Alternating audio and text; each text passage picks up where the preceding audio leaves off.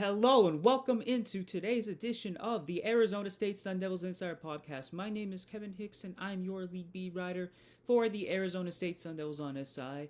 And I'm so grateful to be joining you on this Thursday afternoon, just 2 days out from a massive game between the number 25 Arizona State Sun Devils and the Colorado Buffaloes from Boulder. It's going to be a huge showdown. We already know the storylines that are coming into this game. Deion Sanders and Kenny Dillingham, the head coaches for the respective programs, both have a shared history. They both have a lot of respect for one another. They are both rising stars in the college coaching ranks. And the implications of this game couldn't be higher for Arizona State right now, with all things considered, throughout the course of the season. We all know the roadblocks that the Sun Devils have faced. Multiple star players have been ruled out for the season, between Xavier Alford, Cyrus Fiaseu, Sam Levitt. Tyson Brown has been out for much of the season, and it's unlikely that he makes a return. Prince Dorba has missed games. Jordan Tyson has missed games. He potentially will come back this week, which could be a major form of reinforcement for Kenny Dillingham. But besides that, Charlie Ragle has stepped aside. They suffered 3 losses that really could have derailed their season. It would have derailed most program seasons. We all know what happened to finish the Mississippi State game. We all know the beatdown that they took against Utah. And we all know that lifeless performance that they came out with against Houston in response of one of the biggest wins the program has seen in recent years against Texas Tech. But this program is built to last. They're built to withstand adversity. They're built to push through tough times. The next man up, team-centric approach has worked for Coach Dillingham. And I find it hard-pressed to believe that this future is not bright, regardless of what happens, regardless of if the rumors that have come up in recent days are true or not. I think that they're going to show what they're made of this weekend. And Colorado has sputtered a lot in recent weeks. They gave up 53 points to Utah and 52 points to Arizona. They really weren't in control of the West Virginia game that they lost, but they have a lot of close losses this season outside of the 2 blowouts to Arizona and Utah. Julian Lewis is a promising quarterback. He had a nearly 300-yard performance against West Virginia in his first collegiate start.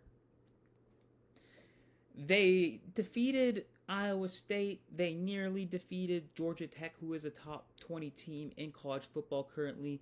So there are a lot of positives in terms of the West Virginia season. The Colorado season, my mistake. My mind was on last week.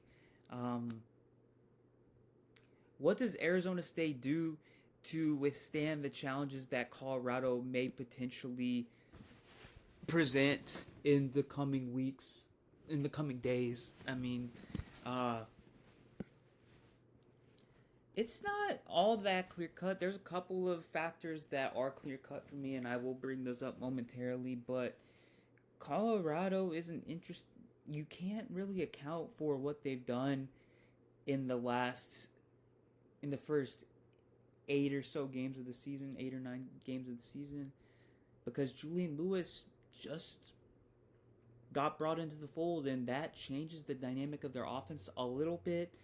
That's going to be something that I get into just in a moment, but you only have really 1 game of film on him, and that's going to be interesting to see how they approach it. But going into the first key of the game for the Sun Devils, they need to bottle up the Colorado run game. That's not going to be the most difficult task in the world. The Colorado rushing attack isn't exactly a potent one. Their leading rusher on the season, Micah Welch, has 313 rushing yards and has only averaged 3.9 yards per carry this season. They've averaged 3.5 yards per carry as a team.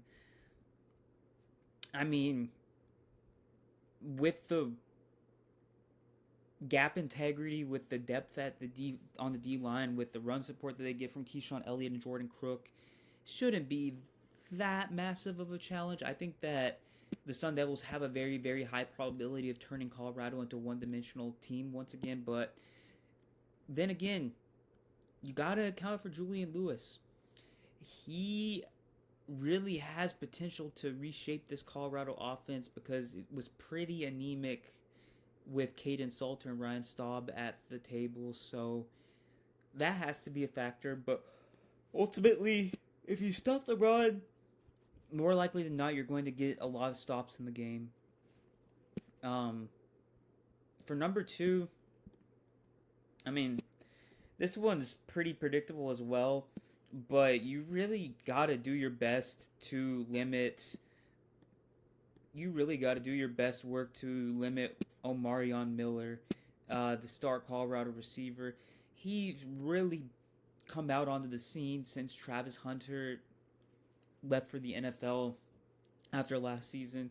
34 receptions for 652 yards and 7 touchdowns. He is really their big home run hitter on offense.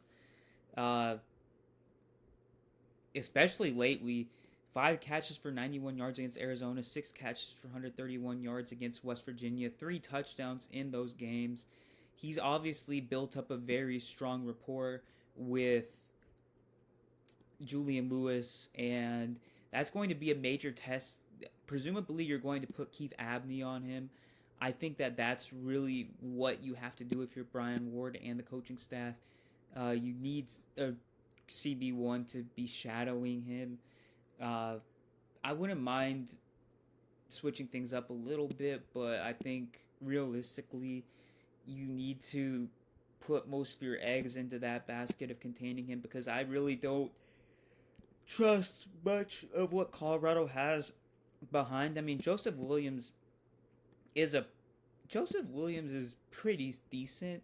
He has promise. Sincere Brown, pretty decent, has a lot of promise. But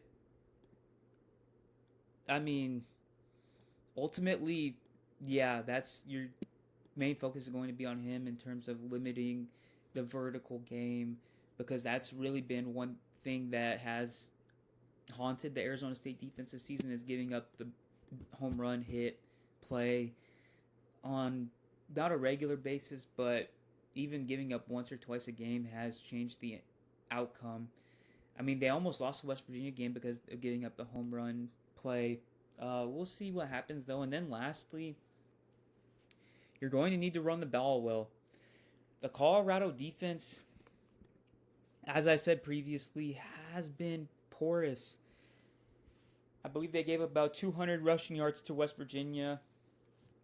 They got absolutely obliterated by the Arizona and Utah offenses in different ways, too.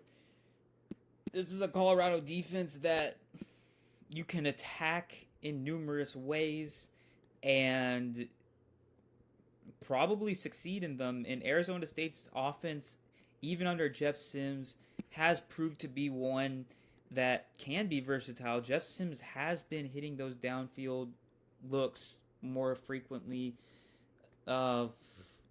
Colorado is at the very bottom of the Big 12. They are 14th in the Big 12 in points allowed per game at 30.